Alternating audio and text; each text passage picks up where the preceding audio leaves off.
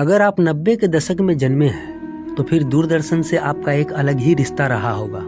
वो जमाना जब पूरा परिवार एक साथ बैठकर टीवी देखा करता था।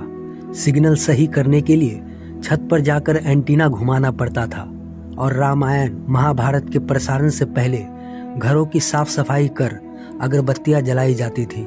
शक्तिमान, चित्रहार, विक्रम बेताल, मालगुडी डेज जैसे ना जाने कितने शोज थे जिनसे आज भी दिल से कनेक्ट कर पाते हैं।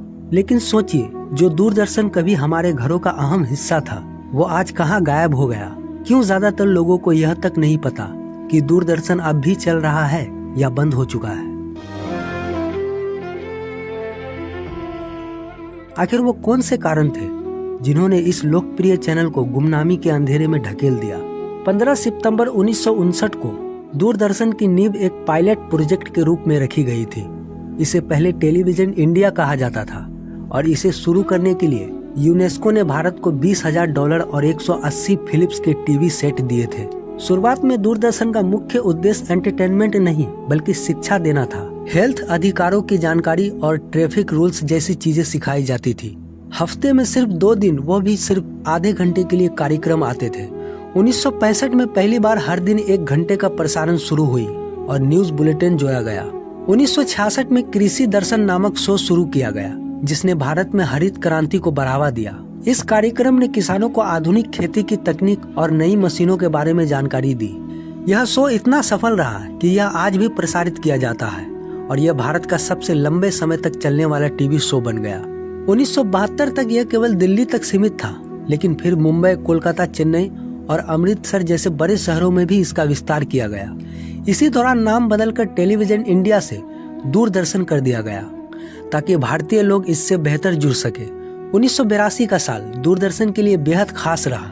इस साल भारत ने एशियन गेम्स होस्ट किए और पहली बार दूरदर्शन ने कलर टेलीविजन प्रसारण शुरू किया। इसके साथ ही दूरदर्शन का आइकॉनिक लोगो और सिग्नेचर ट्यून भी लॉन्च किया गया जो आज भी इसकी पहचान है।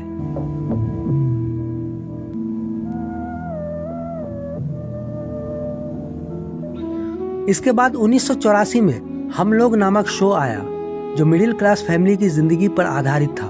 1987 में रामायण आई जिसने इतिहास रच दिया। यह शो इतना लोकप्रिय हुआ कि जब इसका प्रसारण होता था तो लोग अपना सारा काम छोड़कर इसे देखने बैठ जाते थे। इसके तुरंत बाद 1988 में महाभारत आई जिसने वही जादू दोबारा बिखेरा। 1991 में भारत में इकोनॉमिक लिबरलाइजेशन के बाद विदेशी कंपनियों को भारत में व्यापार की अनुमति मिली। इसके बाद जीटीवी, स्टार प्लस और सोनी जैसे प्राइवेट चैनल आए जो नए जमाने और मॉडर्न कंटेंट और ताजा आइडियाज के साथ आए थे। इसके विपरीत दूरदर्शन अपनी पुरानी शैली में ही फंसा रह गया। हालांकि शक्तिमान और ब्योमकेश बख्शी जैसे शोज ने इसे फिर से चर्चा में ला दिया, लेकिन लंबे समय तक यह प्राइवेट चैनलों के मुकाबले टिक नहीं पाया। दूरदर्शन के पतन की एक बड़ी वजह सरकारी नियंत्रण भी रहा। सरकार ही तय करती थी कि न्यूज में क्या दिखाना है और क्या नहीं। 1975 में लगी इमरजेंसी के दौरान दूरदर्शन पर सख्त सेंसरशिप लगाई गई जिससे इसकी विश्वसनीयता पर सवाल उठने लगे। इसके अलावा जब दुनिया तेजी से बदल रही थी तब दूरदर्शन ने कंटेंट और टेक्नोलॉजी में सुधार करने में देरी कर दी। नई कहानियां, मॉडर्न प्रोडक्शन वैल्यू और इनोवेटिव सोच की कमी के कारण इसकी व्यूअरशिप लगातार घटती चली गई। कोरोना महामारी के दौरान जब रामायण और महाभारत का दोबारा प्रसारण शुरू हुआ तो इसे जबरदस्त व्यूअरशिप मिली। इससे यह साबित हुआ कि आज भी लोग इससे भावनात्मक रूप से जुड़े हुए हैं। हालांकि अगर दूरदर्शन को दोबारा लोकप्रिय बनाना है तो इसे नए जमाने की जरूरतों के हिसाब से खुद को बदलना होगा।